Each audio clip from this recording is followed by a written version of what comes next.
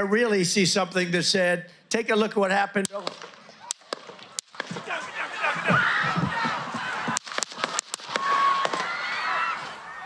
Now at 10 o'clock tonight, breaking news. Former President and presumptive Republican presidential nominee Donald Trump rushed off the stage after being shot at a campaign rally in Pennsylvania this afternoon in what is now being called an assassination attempt. The 45th president posting on his Truth Social platform this evening that a bullet grazed his right ear. This is new video just into the 12 newsroom tonight of moments ago of Mr. Trump getting off of his plane in New Jersey. Tonight, the U.S. Secret Service said that suspected shooter, a 20-year-old man from Pennsylvania, is dead. So is a person also attending the rally. 2 other people also attending that rally suffering critical injuries. 12 News has complete team coverage for you tonight. Alice Barr starts it off. Former President Trump is safe tonight after a horrifying moment at his rally in Butler County, Pennsylvania. This evening we had what we're calling an assassination attempt against our former president, Donald Trump. The former president writing on Truth Social that he was shot with a bullet that pierced the upper part of his right ear. It just went pop, pop, pop, pop. And then as I was staring straight ahead, I looked across and I didn't see anything. So I looked back at President Trump, and that's when he went down. The U.S. Secret Service says it neutralized the shooter, who is now dead. 1 spectator was killed, 2 others critically injured.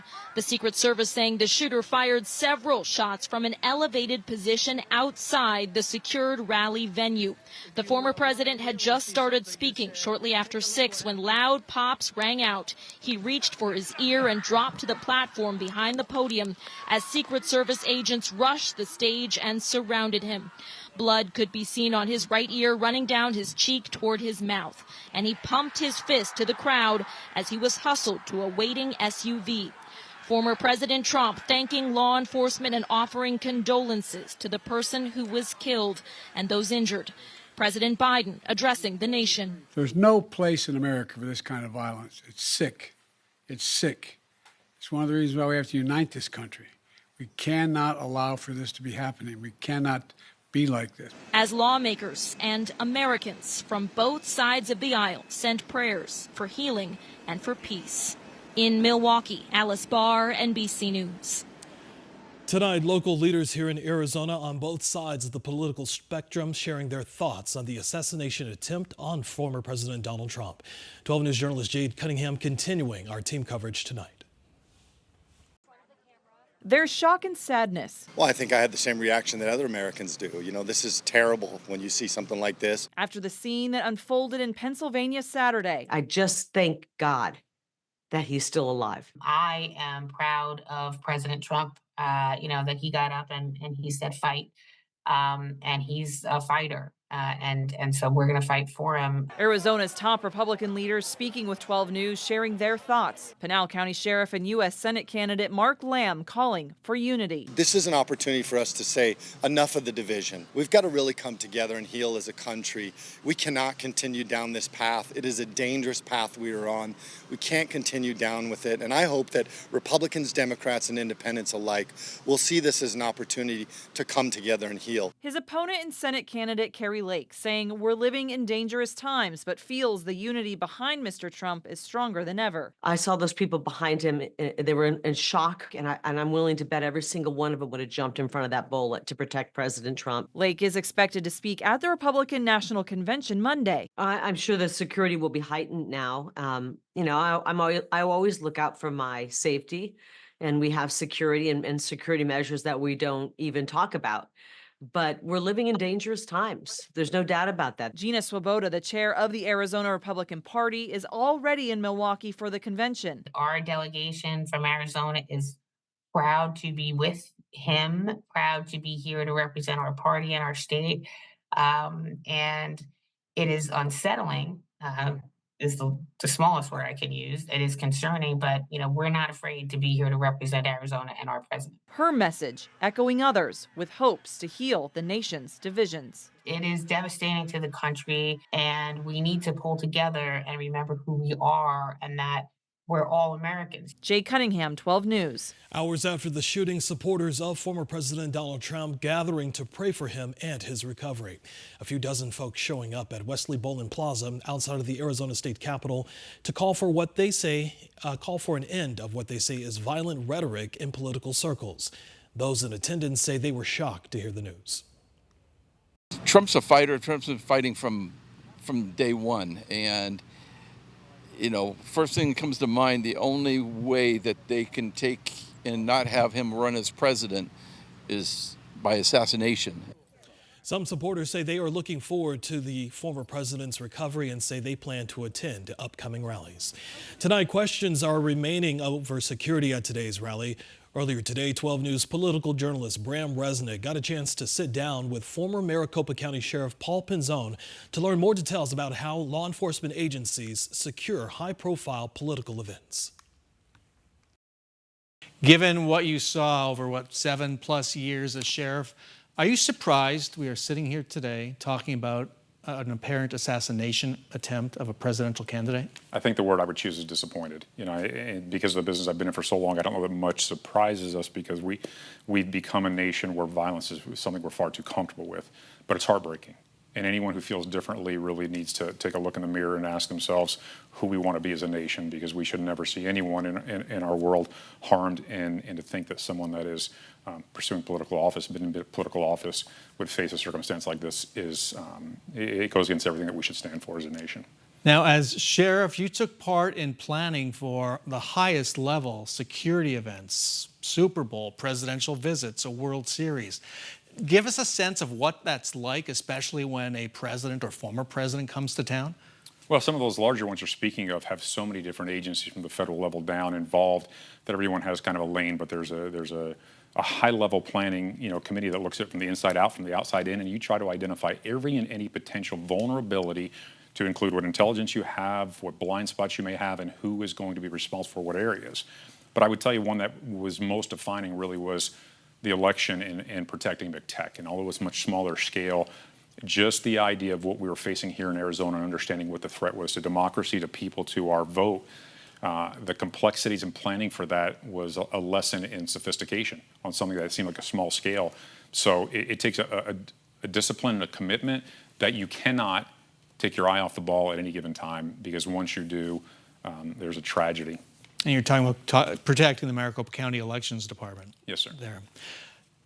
So I've attended many Trump rallies, many outdoors. He likes that. A lot of people show up.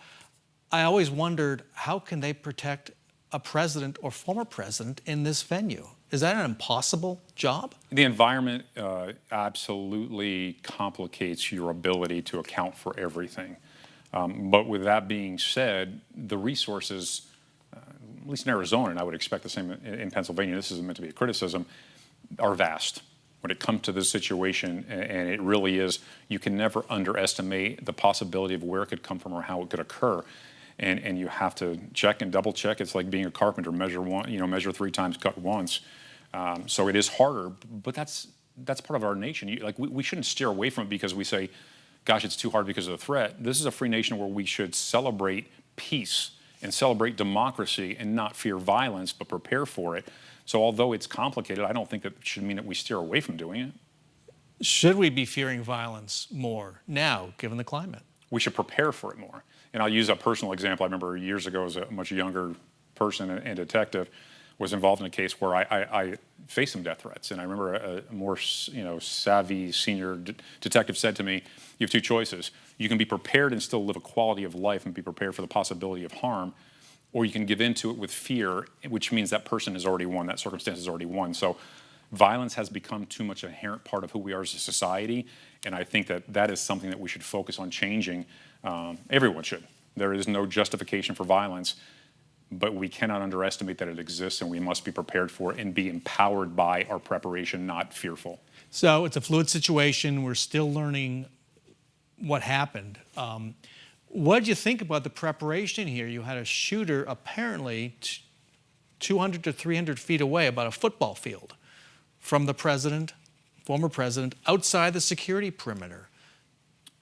Yeah, I mean, I'm not in a place to be critical because I don't know enough of the insights right now. But from us sitting in, on Monday morning quarterbacking it this early in it, it is a little bit surprising because usually high points, areas of elevation that are to the benefit of someone who wants to do harm, the detriment of the person you're trying to protect, are usually those that are kind of prioritized to make sure that there is no vulnerability, that you have not missed or left that wide open. There are aspects of it that, as a person who led a pretty big agency under circumstances that had some complexities, you always want to review it and see where you could have and should have done better. But at the end of the day, if a former president who was a candidate for office again was within millimeters, if not an inch, of losing his life, there is no victory in this. That is a failure. The fact that a shooter was able to get to that post, fire a round off, and potentially take the life of anyone, and there was a loss of life, it's a failure. And I don't say it as a criticism of the individuals, but I'm saying as the profession, you can't allow for that to happen. And folks are wondering why the former president, was allowed to make that closed fist salute, stick his head above the Secret Service officers protecting him. I would like to have seen it. It's a powerful moment. It's a powerful moment of his resilience. So, I can appreciate the strength that he's showing under that duress. But if it were a team I was responsible for, I would never want you to see his face again until he's removed from that space, which is now no longer pristine. It has been, a threat has impacted you, which means that you don't know if there's an additional threat in that space. And your job is, aside from his motivation in that moment, is to get him out safely, which means we never should have seen his face again once that occurred and he hit the ground on the stage when they removed him, in my opinion. And I say that for his safety. God forbid there had been someone else that could have done harm in that moment. How will this assassination attempt change the way the Secret Service and every other law enforcement agency it gets involved with? How will it change the way they protect presidents? I don't know that necessarily tactically, you're changing. It is really just revisiting what could have or should have been done to prevent it from occurring. I can remember significant events in our lives, whether it was, whether it was Reagan, the attempted assassination on President Reagan, whether it was the space shuttle explosion. Like, you remember where you were in that defining moment. You say, how did this happen? 9/11, now this. I remember exactly where I was when I saw it, and the question really becomes, how do we make sure that we stick to the disciplines that we know are the requirements of doing the job to do everything possible to protect someone? And with that being said, you can't account for every detail. It's just not realistic. But in reviewing it, you have to ask yourself, these details, were they missed or were they something beyond our reach? And when you evaluate that, you have to judge yourself harshly. Stay with 12 News on air and online at 12news.com for up-to-the-minute developments on the story.